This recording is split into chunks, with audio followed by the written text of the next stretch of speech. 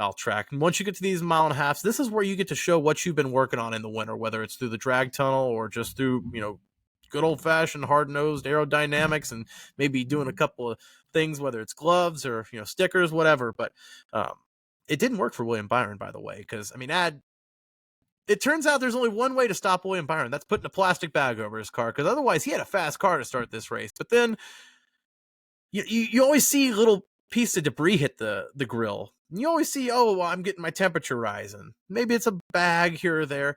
Not an entire freaking canopy over the grill. I mean, it looked like he had just completely replaced the front end of the grill with a brand new nose ad. That was wild.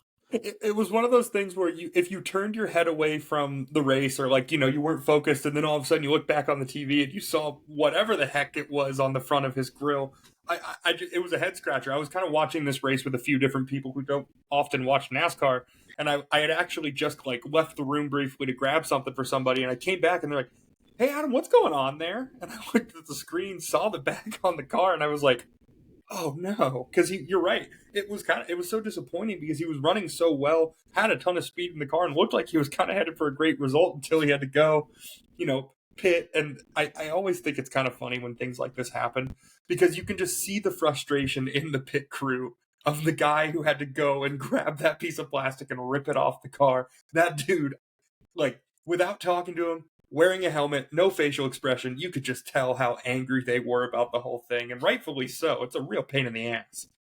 It's a pain in the ass and a pain in the grill, because that obviously it sends the heat through that car and you can't drive it anymore. But like you said, he rips it right off and then he's back out on the track. It's such a dumb way to lose track position and to lose, basically your day, because he was never able to recover. But like I said, I've seen garbage get on the grill and they've, had to get that off. But that's probably the biggest aero block I've ever seen on a grill before. I mean, that was literally somebody's freaking canopy out from the tailgate out front. I mean, that might have blown in from the strip. I don't know what that was.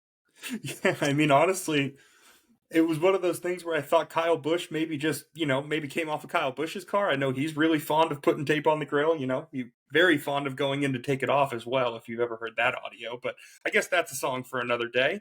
But all credit to William Byron. I mean, he did find a way to get a top 10 out of this race, which is remarkable to me, considering, losing the track position and then just kind of having that to really get over that. It was kind of good of the team to be able to have instant amnesia and still get a little bit of a result.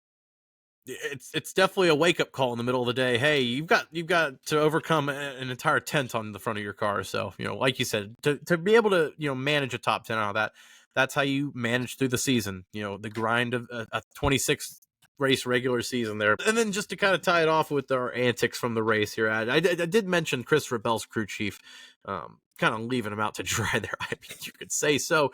7 laps to go in stage 2. He obviously spins out. You see him kind of climbing back up after his, first early spin with about, 20 laps into that race, give or take.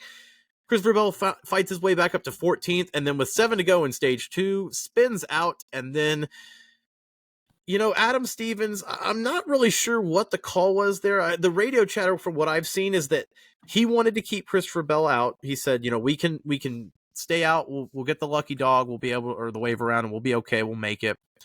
Christopher Bell said, "Man, I don't think I can. My tires are done. They're cooked. I spun out. I'm flat spotted. I can feel myself rumbling around on caution."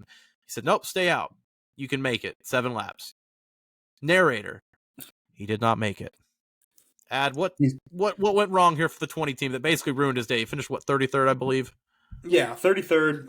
At the end of the day, Bob, this just is a classic case of, of the ideal situation versus what is actually possible. I think, obviously, as a crew chief, yeah, of course you would like him to be able to stay out and, just kind of make the tires work. So then that way, end of the stage, you come in, you get an opportunity to get the lucky dog. Yeah, of course, that's ideal. But at the end of the day, I think this just goes to show, and the communication between crew chief and driver, you got to listen to the driver. I mean, he's taking too big of a risk out there to really feel uncomfortable with any part of his car, let alone the tires, after he knew he just spun and everything like that.